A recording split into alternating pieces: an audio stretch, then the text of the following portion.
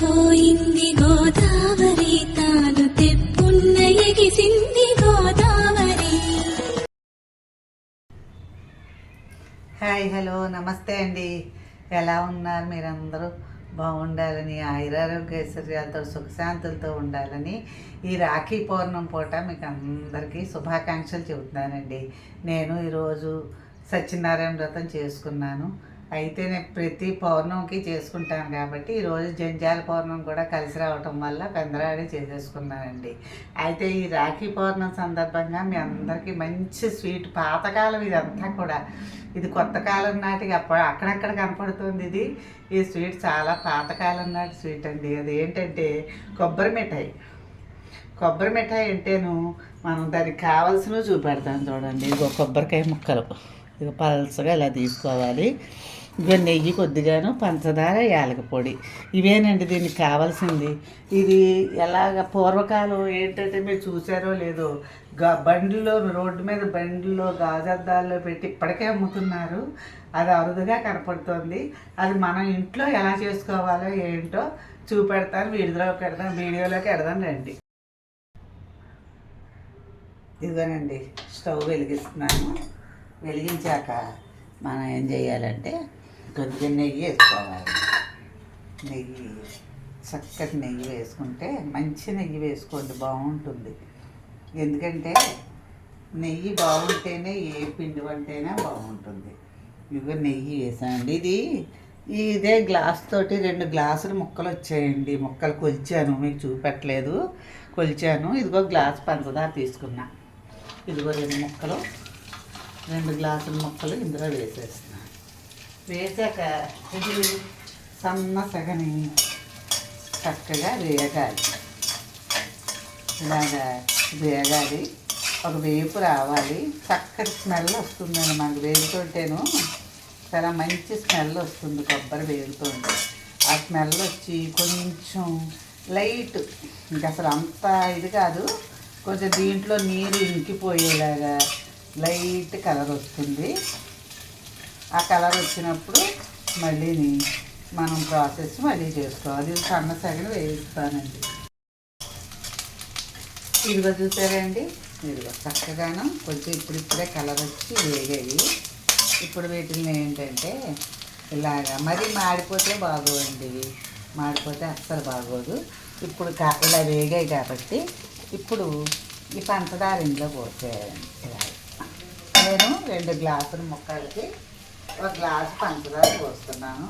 ఇదిగో కొద్దిగా పచ్చడి రావడానికి. ఇప్పుడు ఈ ముక్కలన్నీ కూడా ఈ పంచదారతో ఉడకాలండి, బాగా ఉడకాలి. ఉడికే బాగా ఉండపాకం, గట్టిపాకం రావాలి. మనం దీన్ని అచ్చు కింద పోయాలన్నమాట. దీంట్లో బాగా ఉడకాలండి. కొంచెం నీళ్ళు తగిలిద్దాం. కొంచెం పంచదార కరిగి ఇదంతాను బాగా ఉండపాకం వచ్చి బాగా పొంగి ఉడుకుతుంది అన్నమాట. బాగా పొంగుతో ఉడుకుతుంది. ఇదిగో మనకి అప్పుడు మనం యాలక పొడి వేసుకుని ఒక పళ్ళానికి, ఇది ఇలాంటి పిండి వంట ఎలా ఉంటుందంటేనండి చాలా సులువుగా చేసేసుకునే పిండి వంట ఇది. ఏమి పెద్ద అచ్చు అంటే చాలా తేలిక, కొబ్బరి ఉండల కన్నా తేలిగ్గా చేసుకోవచ్చు. పూర్వం గాజద్దాల్లో పెట్టి పాత వాటికి ఇంత ముక్కలు పెట్టి అమ్మేవారండి. ఈ స్వీట్ ఎక్కడో కానీ దొరకదు మనకి, మనం చేసుకోవలసిందే.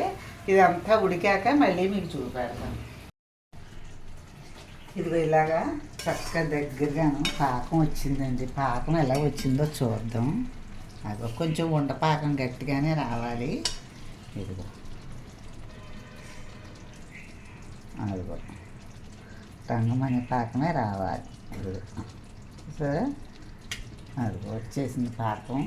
అయితే ఇప్పుడు కొద్దిగా దీంట్లో 1 చెంచాడు నెయ్యి వేసుకుని అంటే కమ్మటి వాసన వస్తుందండి, చాలా బాగుంటుంది, కమ్మగా ఉంటుంది. ఇదిగో 1 చెంచాడు నెయ్యి వేసుకున్నాను. నెయ్యి వేసాక అప్పుడు దీంట్లోనూ కొద్దిగా యాలక పొడి వేద్దాం, బాగుంటుంది. స్మెల్ కూడా చాలా బాగుంటుంది. ఇదిగో యాలక పొడి.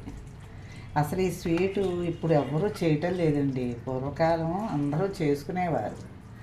ఇది మీకు ఇష్టమైతే బెల్లంతో కూడా చేసుకోవచ్చండి. బెల్లం కూడా ఇదే పాకం ఇలాగే పట్టుకుని జాగ్రత్తగాను. చూసారా, నేను ఏం చేశానంటే ఇదిగో పళ్ళానికి అలా నెయ్యి పట్టించి ఉంచాను అన్నమాట. నెయ్యి పట్టించి ఉంచాను. ఇదిగో ఇప్పుడు ఇది అచ్చులా వేసేస్తాను అన్నమాట. దీంట్లో చాలా బాగుంటుంది. పిల్లలకి ఎంతో బలమైన ఆహారం ఇది. కొబ్బరి అచ్చు చక్కగాను ఈ వీటిల్లో గాజు బళ్ళ అద్దాల్లో పెట్టి ఇప్పటికే అమ్ముతూ ఉంటారు. వేరుశనగ అచ్చులు అవి అమ్మే వాళ్ళ దగ్గర ఈ కొబ్బరి అచ్చు కూడా ఉంటుంది. చూడండి, అయితే మనం ఇంట్లోనూ చేసి తిన్నది వేరు, బయట మనం చేసుకున్నది వేరు. బయట కొనుక్కొని తిన్నది వేరు. ఇది ఎంత సులువుగా చక్కగా చేసేసుకోవచ్చు. సరే, ఇది అచ్చు, ఇదన్నమాట బెల్లం అచ్చు. ఇదంతా దీని మీదకి లాగేసి ముక్కలన్నింట్లోనూ అలాగా అచ్చు వచ్చేలాగా అందంగా ఉంటుందన్నమాట ఇది అచ్చు. ఇది ఆరిపోతుంది 10 నిమిషాల్లోనూ మనకి ఆరిపోయి అచ్చులాగా వచ్చేస్తుందండి. ఇది అసలు మనం ఏమీ కష్టపడక్కర్లేదు. ఇంతేనండి. ఇలాగా జాగ్రత్తగా ఈ అచ్చుని ఇలాగంతా కూడా పాకంలో ముక్కలన్నీ వెళ్ళేలా సర్దుకుని దీన్ని చల్లారి పెట్టుకుంటే ఒక 20 నిమిషాలు 30 నిమిషాల్లో చక్కగా దగ్గర పడిపోయి అచ్చులాగా వచ్చేస్తుంది అన్నమాట మనకి. నేను ఇదంతా మేము చల్లారి పెట్టాక మళ్ళీ మీకు చూపెడతాను. ఇదిగోనండి, మీ అందరి కోసం తీయగా రాఖీ పండుగ పూట తీయగా కొబ్బరి మిఠాయి చేశాను, చూపెట్టాను. ఈ కొబ్బరి మిఠాయి అందరూ తినచ్చండి. పెద్దవాళ్ళు పిల్లలు అందరూ తినచ్చు. ఏమీ కూడా జబ్బు చేయదు. ఇది నేను చేసిన స్టైల్లో ఇదే రకంగా బెల్లంతో కూడా చేసుకోండి. ఇదిగో చూసారా ఎలా వచ్చేస్తున్నాయి ముక్కలు. అదిగో చూసారా, అదిగో ఆరిపోయి చక్కగా ముక్కలు వస్తున్నాయండి. ఎంత బాగున్నాయో చూసారా. ఇదిగో బెల్లం మిఠాయిలాగా పంచదార మిఠాయి, ఇది కొబ్బరి మిఠాయి. మీరందరూ కూడా ఈ రకంగా చేసుకుని చక్కగా నేను చేసినట్టు నాతో పాటే ఫాలో అయ్యి ఎలా చేశానో చూసి మీరందరూ చేసుకు తినండి. ఇంకా మీకు కొబ్బరి ఉండలు కూడా ఉన్నాయి నా వీడియోలోను. అది కూడా సులువుగా ఎలా చేయాలి ఉండలు అనేది నేను చేసి చూపెట్టాను. అవి కూడా చేసుకు తినండి. మీరందరూ కూడా నన్ను చాలా బాగా ఆదరించి ముందరకు తీసుకెడుతున్నారు. మీ వంటలన్నీ బాగున్నాయండి, మేము చేసుకుంటున్నాము, మాకు చాలా బాగా వచ్చాయని చెబుతున్నారు. చాలా సంతోషం అండి. ప్రతి వాళ్ళకి కూడా నేను కృతజ్ఞతలు తెలుపుకుంటున్నాను. ఈ వీడియో కనుక మీకు నచ్చితే లైక్ చేయండి, షేర్ చేయండి, కామెంట్ చేయండి. నా ఛానల్ తప్పకుండా సబ్స్క్రైబ్ చేసుకోండి. Thank you very much.